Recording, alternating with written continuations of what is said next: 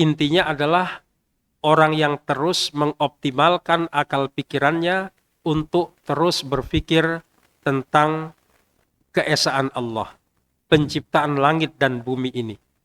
Sebagaimana firman Allah, "Inna fi khalqis samawati wal ard wa ikhtilafil laili wan nahari la ayatil liulil albab." Sesungguhnya pada penciptaan langit dan bumi ini, silih bergantinya malam dan siang atau siang dan malam, terdapat tanda-tanda bagi orang yang ulil albab, yang berfikir. Yaitu alladzina yadhkurunallaha qiyaman wa qu'udan wa ala junubihim wa yatafakkaruna fi khalqis samawati wal ard. Rabbana ma khalaqta hadza batila subhanaka faqina adzabannar. Secara substansi, orang yang ulil albab itu orang yang memadukan antara zikir dan fikir dalam kehidupannya. Sehingga dia menjadi orang yang cerdas. Dia mengingat Allah ketika dia berdiri, ketika dia duduk, ketika dia berbaring. Dan dia berkontemplasi, merenungi semua penciptaan langit dan bumi ini. Dia mengatakan, engkau tidak sia-sia menciptakan ini ya Allah. Oleh karena itu, ketika orang memadukan antara zikir dan fikirnya, maka dia akan menjadi orang yang cerdas. Ketika zikirnya itu terus dilakukan, maka dia cerdas secara spiritual, hatinya lembut, hatinya dekat kepada Allah, dia terjaga, dia awas, dan ketika dia olah fikir, maka dia akan menjadi intelektual, menjadi pemikir. Lahirlah ilmu pengetahuan, lahirlah berbagai macam ilmu pengetahuan itu. Itulah orang yang terus berpikir tentang penciptaan langit dan bumi ini. Termasuk kita semua yang sarjana S1, S2, S3 itu terlahir karena ada olah fikir. Sekali lagi, orang yang cerdas itu adalah orang yang memadukan antara zikir dan fikir. Kalau ada orang mengatakan, aku wegah mikir, kesel, gak gelem ruwet, gitu. Itu berarti sudah mati. Memang hidup ini ruwet, Bu. Hidup ini ruwet, ya, dan banyak masalah. Kalau nggak mau ada masalah, ya mati. Selesai. Nanti masalahnya sama malaikat lagi, mungkar nakir. Ya. Saya ketika mengajar di mahasiswa, misalkan saya tanya, do you have any problems? Apakah Anda punya masalah?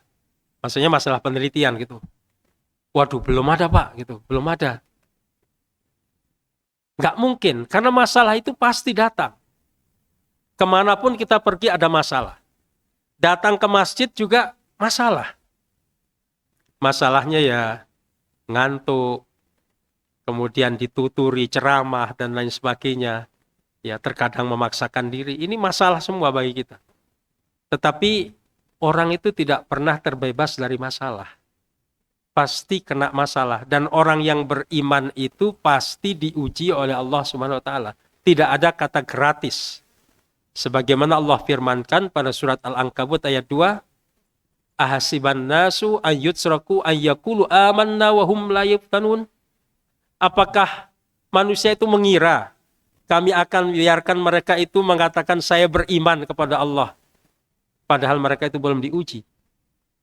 Jadi orang beriman itu akan diuji sampai elek. Ya. Sampai sekuat-kuatnya untuk menguji kadar keimanannya. Kita semua tidak akan pernah terbebas dari ujian. Tambah rajin ibadah, tambah banyak baca Al-Quran, tambah sering mengikuti kajian, tambah terus diuji Allah Subhanahu wa taala. Nah, oleh karena itu kita harus siap menghadapi ujian itu. Kita harus kokoh. Dan itulah orang yang bertakwa.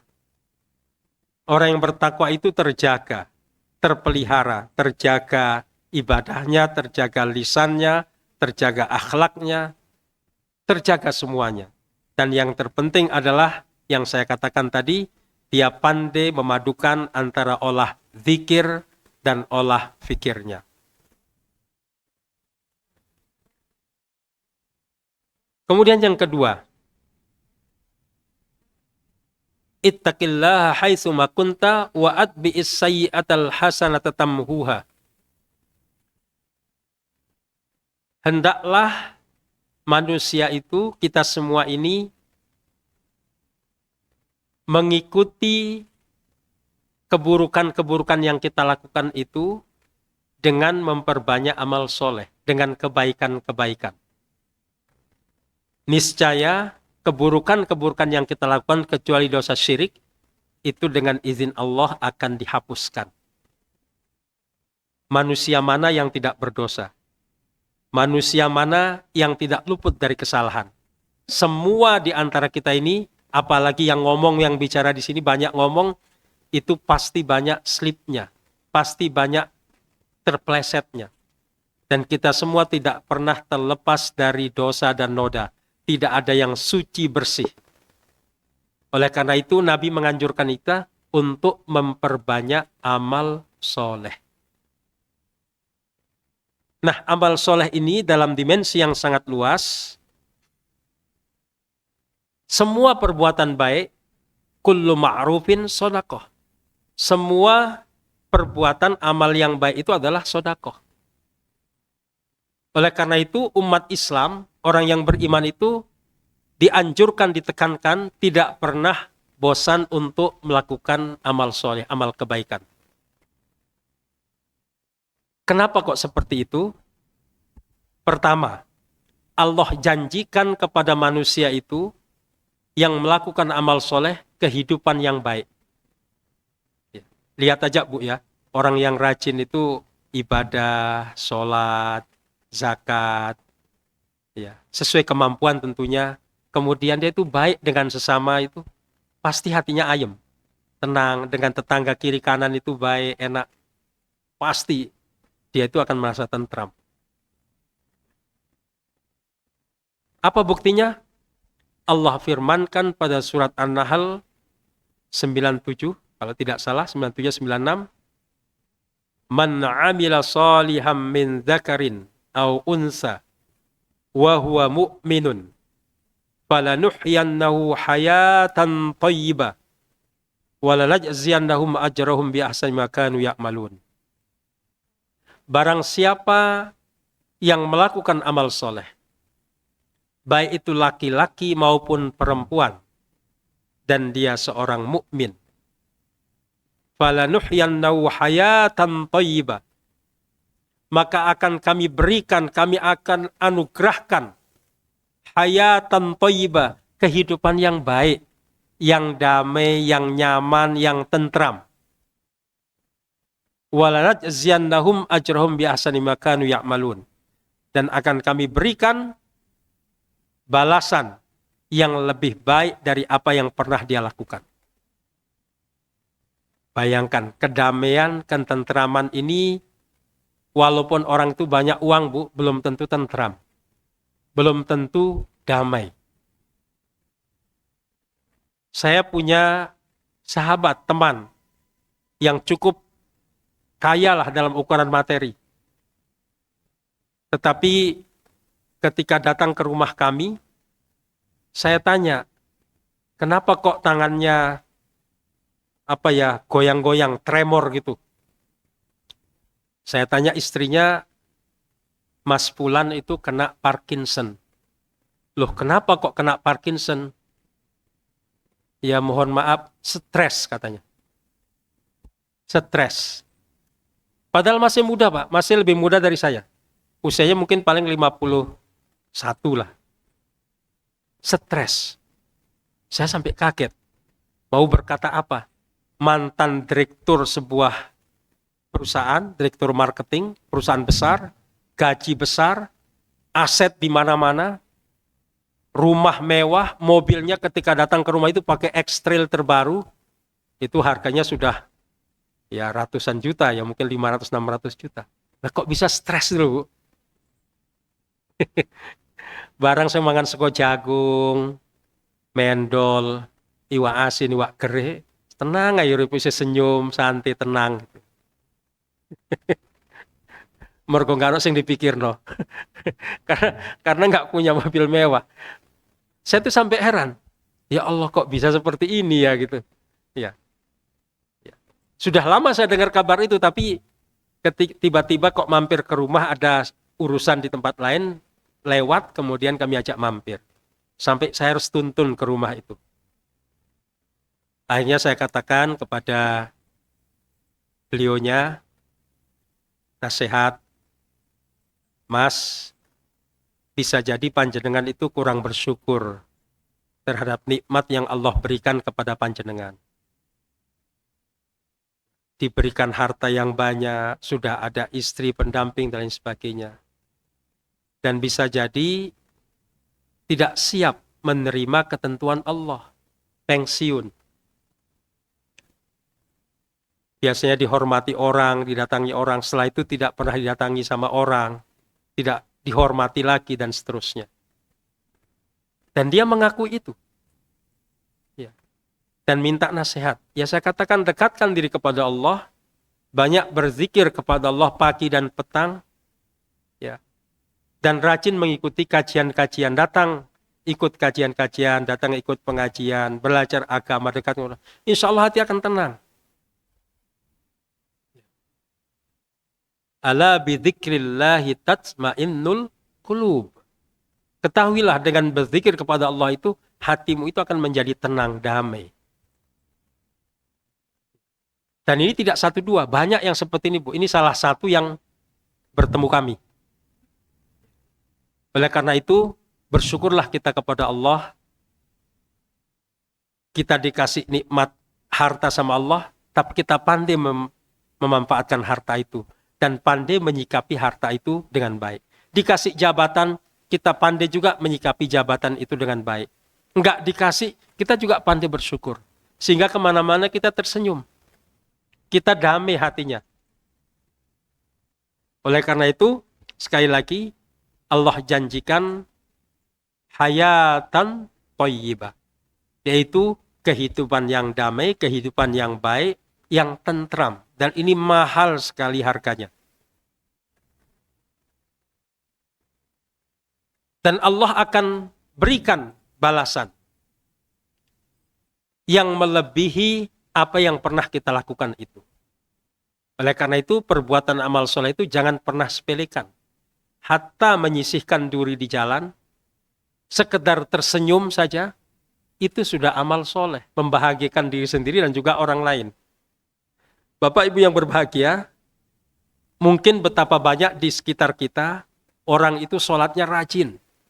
Baca Qur'annya itu nggak kurang-kurang. Tapi senyum kepada temannya saja, senyum kepada tetangga saja sulit. Wajahnya merenggut. Ya, sungguhnya ada pemetu tok isi. Ini ada muring-muring tok di sini. Padahal rajin sholat. Rajin baca Quran, bolak-balik khatam. Tapi nggak bisa tersenyum. Ini berarti something wrong. Ada masalah pada dirinya itu. Nah, hati-hati kalau sudah ada masalah, pasti larinya nanti ke kejiwaan. Silahkan tanya bapak-bapak kita yang sudah sepuh di sini. Saya yakin ini bapak-bapak banyak yang usianya sudah 60 ke atas, bahkan 70. Kenapa hidupnya tenang? Ya. Karena dia berusaha membuat dirinya itu bahagia, tenang, lahir batin, damai. Ya. Bahkan kalau orang itu menghindari kebencian, itu hatinya akan tenang, damai selama. Bapak Ibu yang berbahagia, pada ayat yang lain Allah juga berfirman,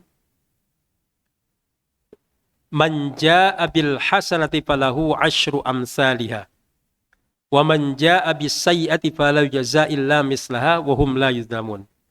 Barang siapa yang datang dengan satu kebaikan, maka Allah akan balas dengan 10 kali lipat kebaikan. Ini terkait amal soleh. Tapi barang siapa yang datang membawa satu keburukan, Allah tidak akan balas dia sesuai dengan apa yang dia lakukan itu. Kalau satu, ya satu Allah balas. Kalau kebaikan, 10 kali lipat Allah balas. Bahkan pada hadis disebutkan sampai 700 kali lipat dan berlipat-lipat. Ini bentuk kasih sayang Allah kepada hamba-hambanya. Jadi jangan pernah bosan melakukan amal soleh. Ma'asyiral muslimin rahimani wa rahimakumullah. Yang berikutnya adalah yang terakhir, wa khaliqin nasa bi khuluqin hasan. Dan pergaulilah manusia itu dengan pergaulan yang baik. Nah, ini penting. Karena seringkali kita itu menganggap beragama itu hanya baca Quran, sholat, tahajud, qiyamul lail, ya, dan sejenisnya. Tetapi ternyata wa khaliqin nasa bi khuluqin hasan. Pergaulilah manusia itu dengan akhlak yang baik, dengan akhlak yang terpuji. Bapak Ibu yang berbahagia,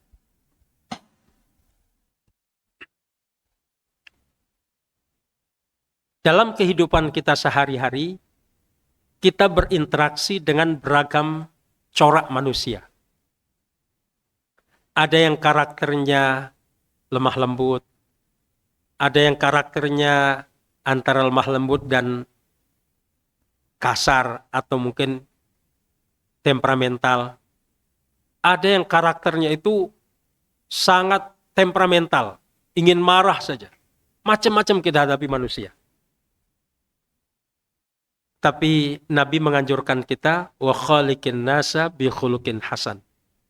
Pergaulilah manusia itu dengan akhlak yang terpuji. Ini menarik. Karena apa? Manusia itu memang sifatnya itu marah, ngamuan, purean. Tetapi ketika dia mampu mengolah emosinya, mengolah dirinya, dan mampu menghadapi orang lain dengan cara yang baik, maka insya Allah dia akan menjadi mulia di hadapan Allah Subhanahu wa Ta'ala dan mulia di hadapan manusia itu sendiri. Saya akan bahas sedikit tentang marah, Bu. Saya yakin tidak seorang pun di antara kita itu pernah terbebas dari marah. Pasti pernah semua marah, khususnya ibu-ibu. Tapi pacar ibu-ibu itu, wis masak, ngerumat anak, ngerumat suami, ya masih dimarahin lagi, wajar. Tapi jangan marah terus, Bu, ya. Ada sebuah teori hasil penelitian oleh seorang pakar psikologi klinis di Ontario, Kanada. Namanya Dr. Richard Emerald. Tulisannya berjudul Anger Iceberg, Emotion We Hide Below the Surface. Kemarahan gunung es, emosi yang terpendam. Kata Tuan Richard ini, kalau orang itu suka marah, ngamuk, sampai memukul, memecah kaca, memecah piring, banting barang dan seterusnya, itu seperti gunung es katanya. Gunung es itu yang muncul di permukaan itu hanya 10%. Sementara yang 90% itu terpendam. Nah, kalau orang itu mukul, ngamuk, itu hanya 10%. Yang terpendam, yang disimpan itu 90%. Nah, yang bahaya itu katanya yang 90%. Jadi ngamuk, mukul, mecah kaca itu nggak bahaya katanya. Biasa aja. Oke. Makin piringnya pecah, niku tenggernya, niku biasa, normal. Ya, katanya. Banting HP misalkan, tiba-tiba kok ada WA, kok ada perempuan lain WA bapaknya ini gitu, dibanting, ini kok biasa. HP anyar belum lunas misalkan, dibanting nggak apa-apa. Ya. Itu biasa. Yang berbahaya itu yang 90% yang terpendam. Itu yang membuatkan orang sakit. dan susah diobati. Nah, ketika yang 90% ini tidak segera diobati, tidak segera dihilangkan, tidak segera diterapi, maka akan menjadi penyakit bagi orang itu. Makanya banyak orang itu bertengkar antar saudara, masalah harta warisan. Sampai tidak bertegur sapa, sampai meninggal itu ada. Saling hasut, saling dengki, dan tidak berhenti. Sampai anak turunan. Karena apa? 90% ini dipelihara dengan baik. Makanya Nabi mengatakan, la taghdab walakal jannah. Anak TK-TK itu ngapalkan hadis itu. Jangan marah, bagimu surga. Dalam sebuah hadis, ausini. Ya, nasihati aku ya Rasulullah. Ya. La taghdab, jangan marah. Faraddada miraran, berkali-kali ditanya lagi. La taghdab, jangan marah, kata Nabi. Hati-hati. Saya tidak memperbolehkan marah, tapi kalau marah itu wajar. Cuman jangan diistiqomahkan marah itu. Ya, yang istiqomah itu ibadah saja. Ya, kalau istiqomah marah, gak muring-muring sedino rasanya gak afdol, itu bahaya itu. Ya. Ya. Yang repot tuh kalau berhadapan sama orang tua gitu. Ya, maksudnya orang tua kita kandung gitu. Itu kan susah kita mendakwah itu. Ya. Didakwahi bisa dimarahi juga lagi. Ya. Nah, ketika dipendam 90%, maka itu akan berdampak pada fisik dan psikologis orang itu. Pertama, orang yang memendam kemarahan itu akan mengalami apa yang disebut dengan insomnia. Sulit tidur. Jangan coba aja. Pas muring-muring, pegel itu, kira-kira enak nggak tidurnya? Nggak enak tidur. Tidur di bawah nggak enak, tidur di kasur nggak enak, ya meluk bantal yang nggak enak, nggak ada yang enak, mangan nggak doyan. Ya. Berkopo pegel, marah. Wong segone nggak lapo-lapo, pegel. Ya. Itu marah. Insomnia.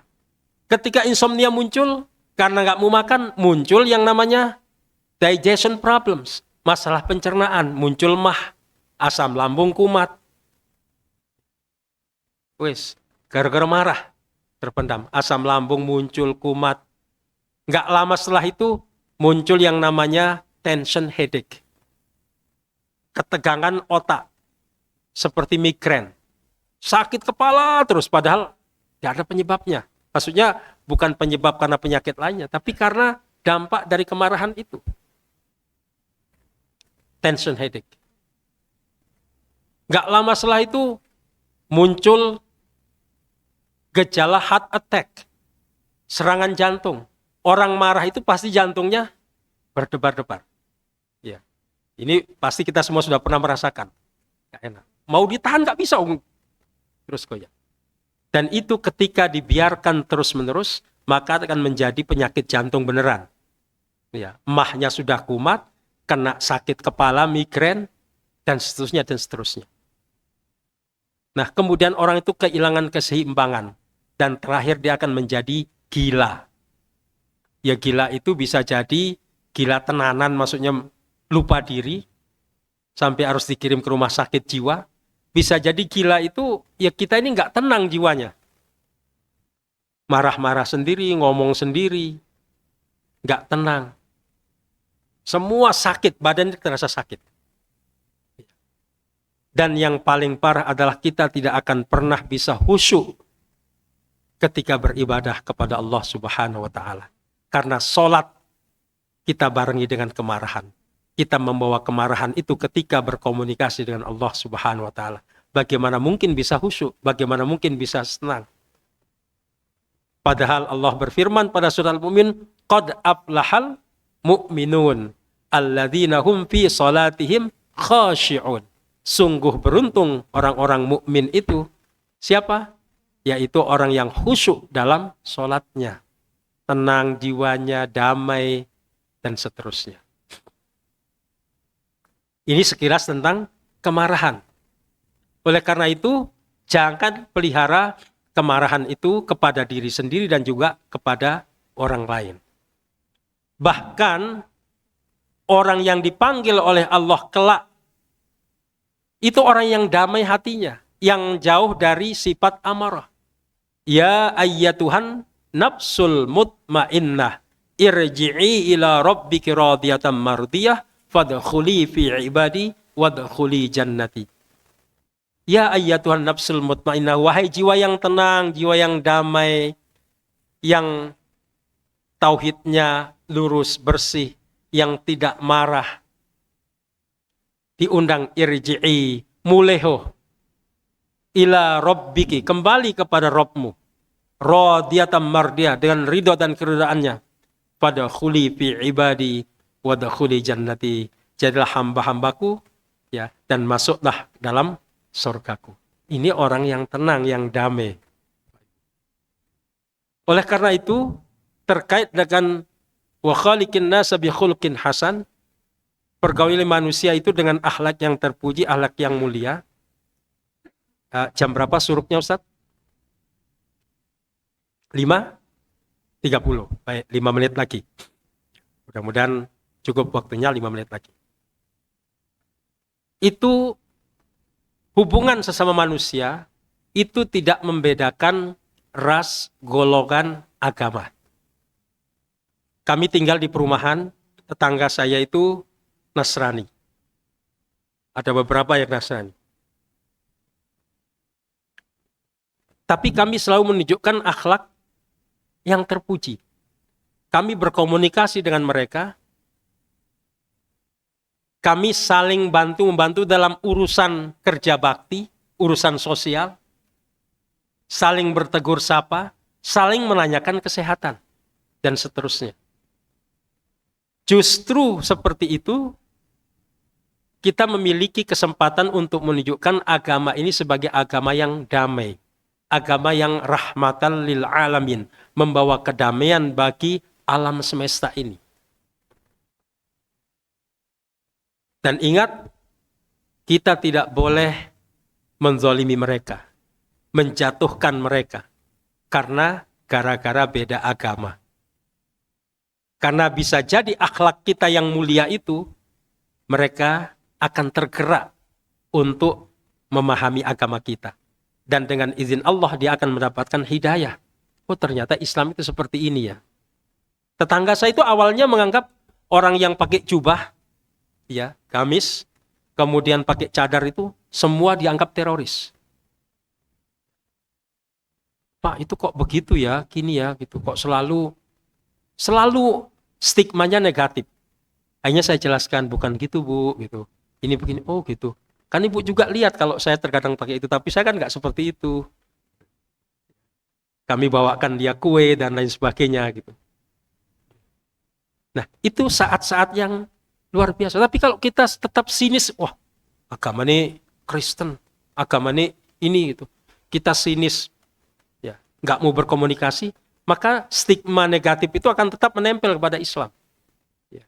Dia akan tidak simpati kepada agama kita. Oleh karena itu, Nabi mengajarkan kita pada hadis muttafaqun alaih, dan hadis ini populer di kalangan kita semua ini dan sudah hafal saya kira, ya. Tetapi implementasinya yang mungkin masih kurang. Hadis dari Abu Hurairah radhiyallahu an, Nabi bersabda, "Man kana yu'minu billahi wal yaumil akhir falyakul khairan aw liyasmut." Ini kok habis. Ya, saya selesaikan dulu sedikit ini. Barang siapa beriman kepada Allah dan hari akhir, hendaklah dia itu berkata yang baik. Kalau enggak bisa, mingkem, meneng. Jadi kalau orang itu menyatakan dirinya beriman kepada Allah dan hari akhir, maka hendaklah dia itu berkata yang baik, bertutur kata yang baik, qaulan layyinan, qaulan ma'rufa. Sengenak ngomongnya. Ya, tutur kata yang baik kepada siapapun, semua manusia. Lebih baik kepada sesama muslim. Kalau nggak bisa, meneng. Tapi meneng itu, mingkem ini sulit. Karena apa? Lidah ini tidak bertulang. Kepingin ngomong tok wis. Ya, ngerasani. Pokoknya ketemu, dan seterusnya. Wabih dirasani. Ya, teh dibuatkan teh kemanisan teh gitu. Sehingga iki sopo sih ya nih. Gak rono yang kencing manis bisa. Saya belum nyoba loh, Pak. Ya. Engkok gulone kurang ketoki gula larang saiki. Ya, gula larang. Dan seterusnya gak ono bener. Dirasani tok sih sini. Ya. Nggih. Nggih. Tuh, singkat saja karena sudah suruk, gak usah kita bahas lagi. Kemudian mangkan yu'minu billahi wal yaumil akhir fal yukrim jarahu. Barang siapa yang menyatakan dirinya beriman kepada Allah dan hari akhir, hendaklah dia itu memuliakan tetangganya. Enggak disebut Kristen apa. Semua tetangga siapapun secara umum, dekat jauh, kita muliakan. Karena mereka lah saudara kita yang terdekat. Ada apa-apa kita nggak mungkin minta tolong pada saudara yang jauh sana. Tapi saudara yang terdekat inilah yang membantu kita nanti. Ya. Bab tentang tetangga ini panjang sekali, banyak hadisnya. Ya, tidak cukup kita bahas saat ini. Kemuliaan tetangga itu. Ya. Bahkan bisa jadi kita itu nggak masuk surga gara-gara kita itu menyakiti tetangga. Gara-gara kehadiran kita itu membuat tidak nyaman tetangga kita. Jadi, muliakan tetangga kiri kanan. Siapapun itu. Kalau dia jahat, jawab dengan cara yang lebih baik. Wajadilhum billati hiya ahsan. Ya, bantah jawab mereka dengan cara yang lebih baik. Suwe-suwe lah isin dewe ta. Waduh, tak ngenek kok. Senyum ae cek api ae. Terus kirimi terus. Ya, nek wonge medit, pelit, bakhil, jenengan jangan bakhil, kirimi terus nasi, kue, kirimi. Suwe isin. Waduh aku nggak enak. Ya, isin dewe. Ya. Nah, dan ini ujian loh. Biasanya kan kita orang tahu ngirimi wonge medit, lah apa tak kayak gitu. Ya, itu biasa normal seperti itu. Tapi kalau dia medit, jangan kasih terus. Nanti lama-lama mudah-mudahan dengan izin Allah terbuka hatinya. Ya. Kemudian yang terakhir, man kana yu'minu billahi wal yaumil akhir fal yukrim dhaifah. Kalau kamu menyatakan diri beriman kepada Allah dan hari akhir, maka hendaklah kalian memuliakan tamu. Dhaifun, duyufun, tamu-tamu, muliakan. Jangan pernah membedakan status sosial tamu. Dia pejabat, tukang sampah, cleaning service, orang kaya, miskin, terima dia dengan baik. Jangan bedakan. Jangan sampai ketika yang datang itu orang pejabat, wah semua jenis makanan kita keluarkan. Kita hormati dengan luar biasa. Tapi ketika yang datang status sosialnya rendah, mungkin cleaning service, sing ditokno mek air putih. Ya kue pun kue yang keras, yang kita nggak doyan. Dan seterusnya. Hati-hati. Ya. Ini kita pertanggungjawabkan di hadapan Allah Subhanahu wa taala. Ya, kita telah merendahkan, membeda-bedakan makhluk Allah. Karena kita tidak tahu di antara mereka itu siapa yang paling bertakwa dan siapa yang paling diterima doanya oleh Allah Subhanahu wa taala. Kita nggak akan pernah tahu. Oleh karena itu, muliakan siapapun yang datang ke rumah kita. Tamu siapapun itu. Nanti kalau jangan bilang, coba sih, sesuk tak jajal medayoh nang Ustadz Zainul gitu. Kira-kira dikeluarkan apa? Insya Allah saya akan layani dengan sebaik mungkin. Monggo, Pinara.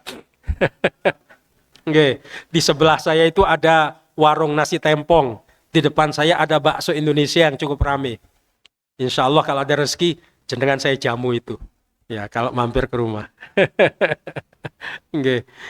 Saya kira itu ya masih banyak sebenarnya yang bisa kita sampaikan. Tapi karena keterbatasan waktu, mohon maaf atas segala tutur kata yang khilaf dan pengajiannya loncat-loncat. Mohon maaf. Mudah-mudahan Allah bisa mempertemukan kita pada waktu dan kesempatan yang lain. Demikian. Billahi taufiq wal hidayah. Kita tutup dengan doa kafaratul majlis. Subhanakallah bihamdika asyhadu an la ilaha illa anta astaghfiruka wa atubu ilaik. Assalamualaikum warahmatullahi wabarakatuh.